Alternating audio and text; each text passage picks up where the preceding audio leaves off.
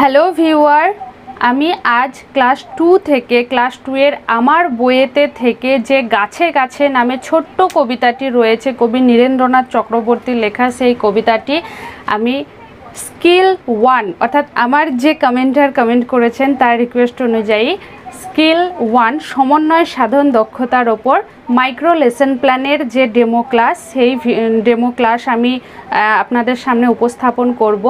তো তার যে 4টে কম্পোনেন্ট আছে সেই কম্পোনেন্টগুলো পরপর আমি স্টেপ বাই স্টেপ ব্যবহার করব, অ্যাপ্লাই করব, সেগুলো আপনাদের স্ক্রিনের ওপর ভেসে উঠবে, আপনারা বুঝতে পারবেন, দেখে নেবেন। আর চলুন ভিডিও শুরু করি। কিন্তু ভিডিও শুরু করার আগে আমি একটা কথা না বললেই নয়, আপনারা এতদিন ধরে আমাকে যে কমেন্ট করে উৎসাহিত করেছেন যে আমার এই স্কিলের ওপর টিচিং চাই, এই টপিকের ওপর ডেমো ক্লাস চাই, এইভাবে আমাকে যে কাজ করার সুযোগ করে দিয়েছেন এতদিন ধরে, এখনও যারা দিচ্ছেন, ইভেন যারা ভবিষ্যতে কাজ করার সুযোগ দেবেন বলেও ভাবছেন, তাদের প্রত্যেককে অসংখ্য ধন্যবাদ জানাই আমাকে এইভাবে উৎসাহ দেওয়ার জন্য। তো চলুন শুরু করি আজকের ভিডিও। আমার ছোট্ট ছোট্ট বন্ধুরা, তোমরা সবাই কি করছো?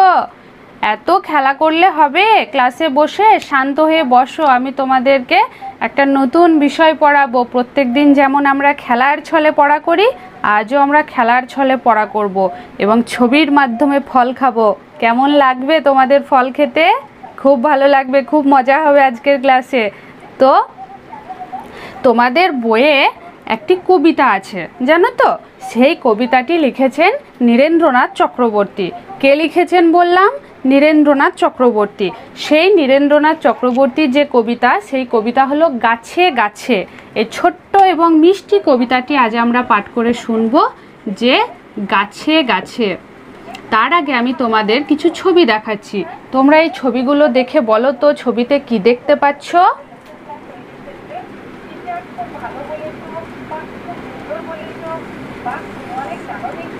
ছবিতে কি দেখতে পাচ্ছ? হ্যাঁ, কতগুলো ফলের ছবি দেখতে পাচ্ছ, যেমন আপেল, আম, লিচু, আর কি? হ্যাঁ, এটা হচ্ছে কলা। তো এই যে ছবিগুলো তোমরা দেখলে, এছাড়াও আমি তোমাদের ছবির পাশাপাশি একটি মিষ্টি কবিতা পাঠ করে শোনাচ্ছি। আমার সঙ্গে সঙ্গে তোমরাও সরব পাঠ করবে, কেমন? সে গাছে ফলে আছে আম, জাম, লিচু, তাছাড়াও যদি চাও ফল আরও কিছু। তারপর কি? রাখা আছে মার কাছে কুল, বেল, তাল, নাশপাতি, জামরুল, কলা ও কাঁঠাল। ভালো লাগলো তোমাদের ছবি, এই যে গল্প ছবির সাথে মিলে গেল কবিতাটি পাঠ করতে? খুব ভালো লেগেছে, তাই না? আমারও পাঠ করতে খুব ভালো লেগেছে, জানো। আচ্ছা বলো তো, এইখানে যে ফলগুলো দেখছো, এছাড়াও আরও কিছু ফলের নাম যেগুলো আমরা এই কবিতায় পড়লাম, কি? কুল, বেল, তাল। ভালো উত্তর দিয়েছো, কুল, বেল, তাল। বাহ, তোমরা খেয়েছো কুল, বেল, তাল? সবাই খেয়েছো, তাই না? আচ্ছা, এর মধ্যে এই যে ফলটি আমরা দেখতে পাচ্ছি আম, আমের ইংরেজি প্রতিশব্দ কি বলো তো? ম্যাঙ্গো। কি গো শ্যাম, তুমি ওইভাবে বলছো কেন? ম্যাঙ্গো। এভাবে বললে হয় নাকি? তুমি কি রাগ করেছো? হ্যাঁ, ম্যাঙ্গো, ম্যাঙ্গো, তাই তো? তাহলে আমরা আমের ইংরেজি প্রতিশব্দ জানলাম, ঠিক এইভাবে বাকি ফলের ইংরেজি প্রতিশব্দগুলোও তো আমরা জানি। তো এবার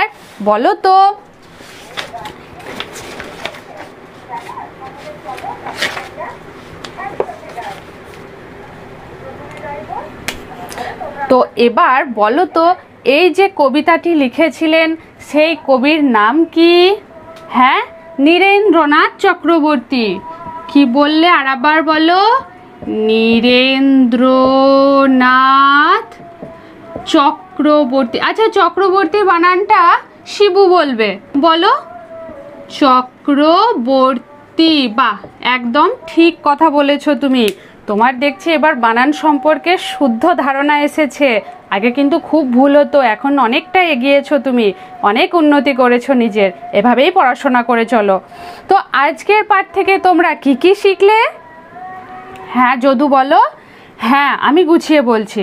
আজকের পাঠ থেকে আমরা কবি নীরেন্দ্রনাথ চক্রবর্তীর লেখা গাছে গাছে নামে যে ছোট্ট মিষ্টি কবিতাটি আছে সেই কবিতা পাঠ করলাম, একসঙ্গে অভিনয় করে পড়লাম।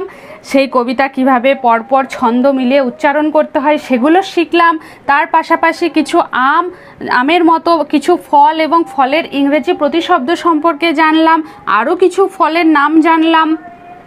তো আজকের পাঠ পড়ে তোমাদের খুব আনন্দ হয়েছে। আজকের পাঠ এতটুকুই, অন্যদিন অন্য কিছু নিয়ে আলোচনা হবে।